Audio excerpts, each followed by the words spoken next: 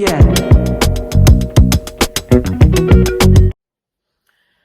So I saw online this morning that 700 Indian international students have been issued a deportation order to leave Canada. Hi guys, welcome back to my channel.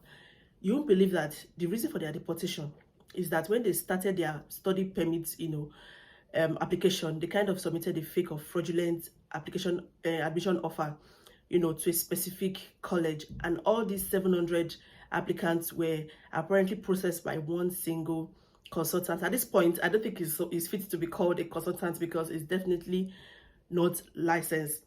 Another thing is this application dates back to 2018, 2019, and these people are now facing, deportation long after they've, come to Canada. Some of them have changed colleges because, of course, the application letter was, was fake. The name of the college was, or is Premier, Premier College, Umba, one thing like that. The thing is, most of these students don't even know that they've been defrauded because they put all their trust in these agents. Don't we all? And of course, I'm sure it would have shown them that he has a high level of, success rate. Of course, he's been doing this since 2018. Most of these people facing deportation have, they have completed their studies, they've applied for postgraduate work permit, and some are even applying for PR. And now that now that they are applying for PR, that is when, all their life in Canada, all their, everything is being revoked. A whole 700 people. How can, this is ridiculous.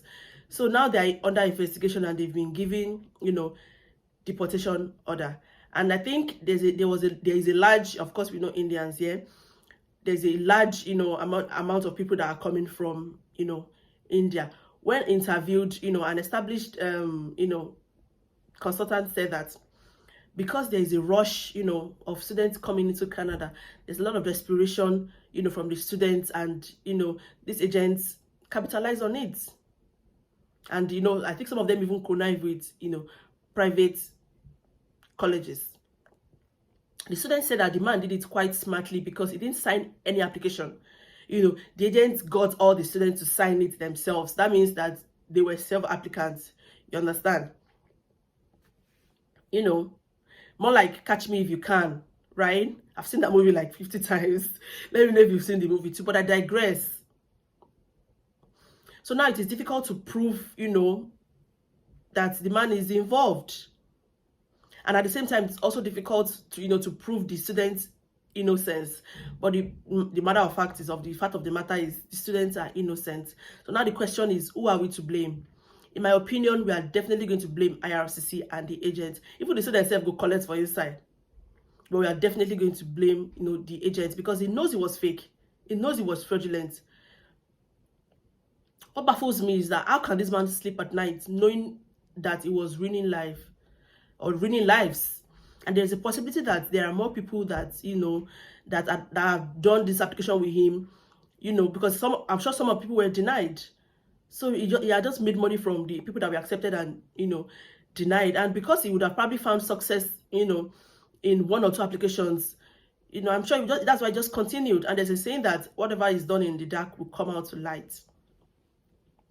Now there's going to be panic among students who have used, agents. And this is a wake-up call to everybody that is using agents. Please verify and be sure that you won't have an issue, 4 or 5 years to come.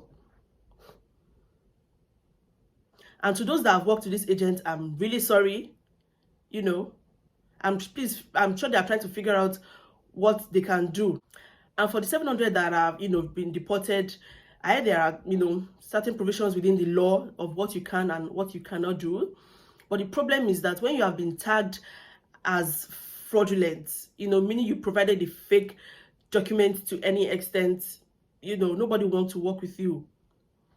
But the fact that, even though you were innocent, but the fact that you were using a fraudulent document or a fraudulent, agent, nobody will want to work with you. Nobody wants to represent you. This is a very, very emotional situation. And I hope they all find a good and legal way, to come out of this, because lawyers are not cheap, right? Then coming to the point of the IRCC, how could they have let this happen? Loads and loads of people have been denied visa.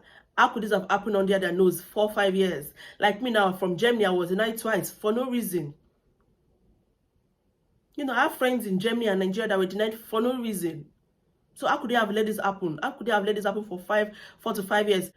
So I was talking to my husband last night, and he said there's a possibility that there's probably a mole at the airport too, because even the airport staff are supposed to figure out something. They are supposed to get something. They are supposed to be alerted about this, right? So there's probably someone at the airport that is just letting them pass. And I'm sure I'm sure the agent has even spoken to some people and said, okay, when you get into the country, change your course, change your school, and move. And I think that's why the reason why I said the students are going to collect is that eventually when you figured out that something was wrong, you should have, as soon as you change your colleges, you should have alerted IRCC. You should have told them that, okay, this is not what I'm doing anymore. This is not what I'm doing. Right? Then I'm not sure there would have been a problem, because anything can happen. What if you come in and, the course was not favoring you and decided to change because you are paying your money, right? 5 years of their lives gone. The students and their family are going to be under stress. Their lives are going to be disrupted. And, they're going to have to pay so much now to get out of this debt, the money that they don't have.